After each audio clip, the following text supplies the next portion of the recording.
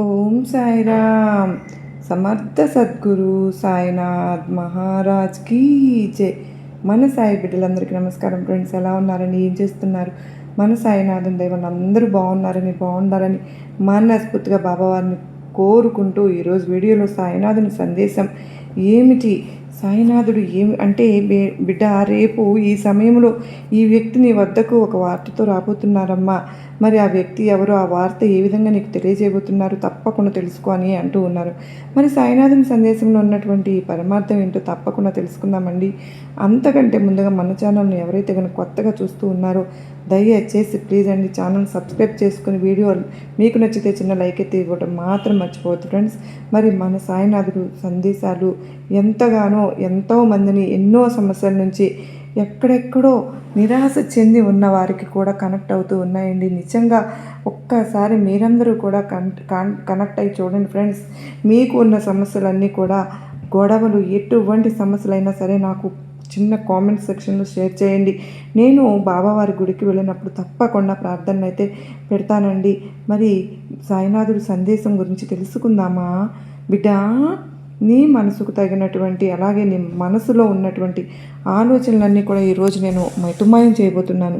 అది ఎలాగ బాబా అని అనుకుంటావేమో, గుర్తుంచుకో తల్లి. ఒక వ్యక్తి నీకున్నటువంటి ఒక సమస్యకు తగినటువంటి పరిష్కార మార్గాన్ని చూపించడానికి నీ వద్దకు రాబోతున్నాడు. ఆ వ్యక్తి ద్వారా నువ్వు ఒక వార్తను వినబోతున్నావు. ఆ వార్త నువ్వు విన్న తర్వాత నీ మనసంతా కూడా ఎంతో చక్కగా కుదుటపడుతుంది. అలాగే నీ సమస్యకు గొప్ప పరిష్కారం దొరుకుతుందని నువ్వు చాలా సంతోషిస్తావు, దొరికిందని కూడా. ఇంతకు ఏ సమస్య అసలు నీకు? ఆ వ్యక్తికి ఏంటి సంబంధం? ఆ వ్యక్తి నీ వద్దకు ఎందుకు రాబోతున్నాడు? ఏ వార్తను ఉద్దేశించి నీకు చెప్పబోతున్నాడు అనేటటువంటివి పూర్తి వివరాల గురించి ఈరోజు ఈ సందేశం ద్వారా నువ్వు తప్పకుండా తెలుసుకునే తీరాలి తల్లి. అలా తెలుసుకున్న తర్వాతే నీలో ఉన్నటువంటి ఆలోచనలన్నీ కూడా పూర్తిగా తుడిచిపెట్టుకుపోతాయి.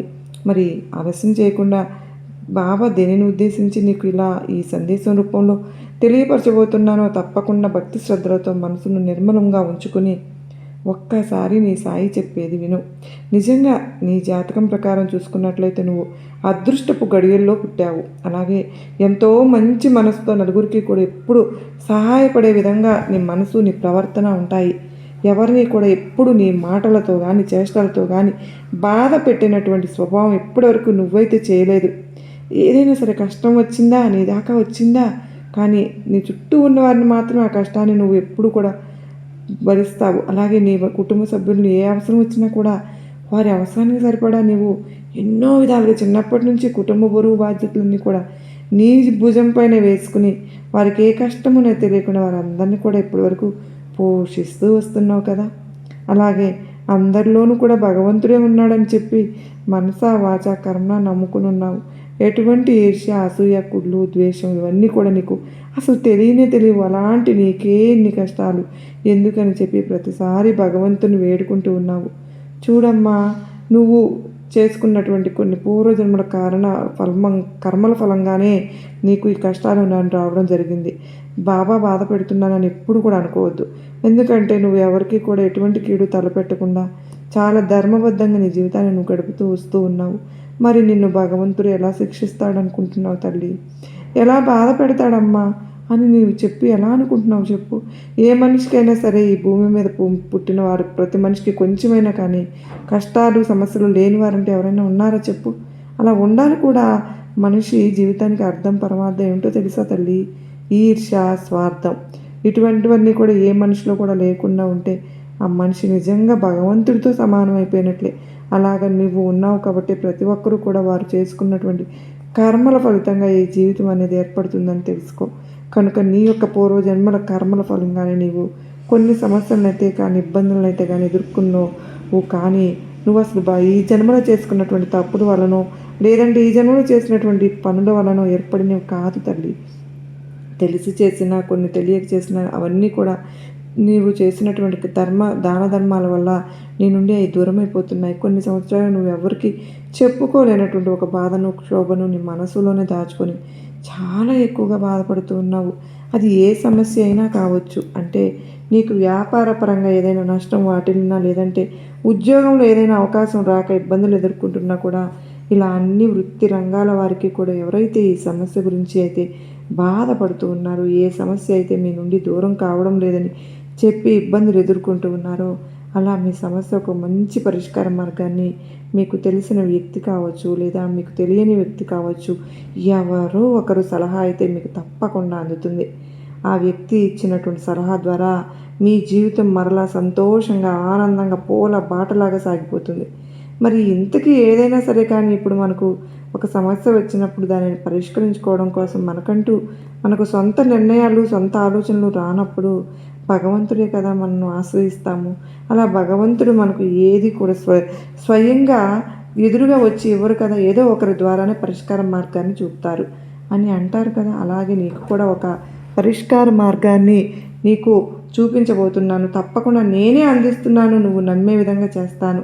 అలాగే నీ సమస్యకు తగినటువంటి పరిష్కారాన్ని అతను చూపడమే కాకుండా ఆ సమస్య నుంచి దూరం అయ్యేంత వరకు ఆ వ్యక్తి యొక్క సహాయ సహకారాన్ని పూర్తిగా లభించే విధంగా నేను చేస్తాను. ఈ విధంగా నీకు ఏదైతే దేని గురించి అయితే నువ్వు ఇబ్బంది పడుతూ, దేని గురించి అయితే బాధపడుతూ ఉన్నావో ఆ సమస్యను నీ నుండి తప్పకుండా దూరం చేసేస్తానమ్మా. అలాగే ఒకవేళ నువ్వు ఏదైనా సరే కానీ ప్రేమపరంగా ఇబ్బందులు పడుతున్నావా, లేదంటే నీ ప్రేమ సమస్యగా మిగిలినా, లేదంటే నీ ప్రేమ అసలు విఫలమయ్యేటటువంటి క్షణంలో ఉన్నా, ఇలా నీకు ఏదైతే సమస్య ఉందో, ఏదైతే కోరిక ఉందో, ఆ సమస్యలు అన్ని రకాలైనటువంటి ఎదురు దెబ్బలు, ఒడిదుడుకులు అవన్నీ కూడా నీ నుండి నేను దూరం చేస్తానని ప్రమాణం చేసి మరీ చెప్తున్నాను బిడ్డ. అయితే ఆ వ్యక్తి ఎవరైనా కావచ్చు. అంటే నీకు తెలిసిన వ్యక్తా, లేదంటే నీ ఇరుగు పొరుగు వారా, నీ శ్రేయోభిలాషులా, లేదా నీ స్నేహితులు కావచ్చు, లేదంటే నీ కుటుంబ సభ్యులు అయినా ఒకరైనా కావచ్చు. ఇలా ఎవరైనా సరే కానీ వారు ఇచ్చేటటువంటి ప్రోత్సాహం, వారు ఇచ్చేటటువంటి ధైర్యం, వారు చెప్పేటటువంటి ఒక మాట, ఇవి ఉంటే చాలు మనిషికి ధైర్యం అనేది ఆటోమేటిక్గా ఏర్పడిపోతుంది. మరి అదేవిధంగా తెలిసిన వాళ్ళు కానీ తెలియని వాళ్ళు కానీ మనం ఏదైనా ఒక సమస్యలో ఉన్నప్పుడు ఆ సమస్యకు తగిన విధంగా మనకు ఒక పరిష్కార మార్గాన్ని చూపిస్తే వాళ్ళు దేవునితో సమానంగా మనమైతే భావిస్తాం కదా. అలా వచ్చినటువంటి సలహా నీకు అనుకోండి, నిజంగా ఫలానా వ్యక్తి ఒక దారి చూపించారు, అతను చేసినటువంటి మాట ప్రకారం, చెప్పినటువంటి ప్రకారం ఈరోజు నువ్వు ఆ పని చేయడం వల్ల ఆ విధంగా సమస్య నుండి బయటపడ్డాము, మనకు ఈ విధంగా ఏదైనా సరే ఒక దారి చూపించడం వ్యక్తిగా మిగిలారు అని చెప్పి ఆ వ్యక్తిని చిరస్థాయిగా మనం గుర్తుంచుకుంటాం కదా. అలాగే వారి యొక్క సలహా మేరకు వారికి జీవితాంతం వారిని అయితే గుర్తు పెట్టుకుంటాం కదా మనం.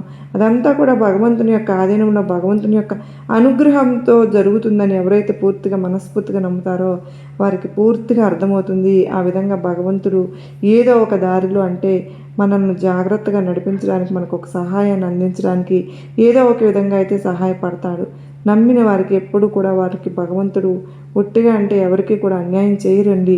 అలాగే ఎవరైతే కూడా ఉన్నా ఆయన చూస్తూ ఊరుకోరు. ఏదో ఒక విధంగా మనకైతే సహాయాన్ని అందించే తీరుతారు.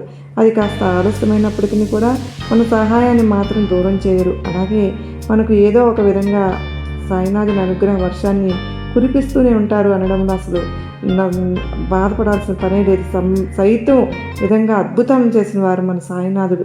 కనుక ఈరోజు సాయినాథుని సందేశం మనందరికీ కూడా ఎంతగానో నచ్చింది, నమ్మకాన్ని, ధైర్యాన్ని కలిగించింది అని అనుకుంటున్నానండి. నచ్చినట్లయితే తప్పకుండా ప్లీజ్ అండి, చూసి వెళ్ళేవారు అందరూ చిన్న లైక్ ఇచ్చి సపోర్ట్ చేయండి. మీ ఫ్రెండ్స్కి, ఫ్యామిలీ మెంబర్స్కి షేర్ చేయండి. అలాగే మరో చక్కని సాయినాథుని సందేశంతో కలుసుకుందామండి. అంతవరకు మనందరిపైన సాయినాథుని కృపా, కరుణ, కటాక్షములు మనపై ఉండాలని చెప్పి, సాయినాథుని యొక్క ఆశీస్సులు మనందరికీ దొరకాలని చెప్పి మనస్ఫూర్తిగా బాబావారిని మరొక్కసారి వేడుకుంటూ మరలా కలుసుకునేంత వరకు అందరికీ నమస్కారం అండి. ఓం సాయిరామ్. సర్వే జనా సుఖినో భవంతు, లోకా సమస్త సుఖినో భవంతు. అందరూ బాగుండాలి, అందరిలో నేను ఉండాలని మనస్ఫూర్తిగా బాబావారిని కోరుకుంటూ, మీ అందరూ కూడా చక్కగా ఆ వీడియోకి చిన్న లైక్ ఇవ్వాలని మనస్ఫూర్తిగా మిమ్మల్ని కూడా నేను ఆశిస్తూ ఉన్నాను ఫ్రెండ్స్. సర్వే జనా సుఖినో భవంతు.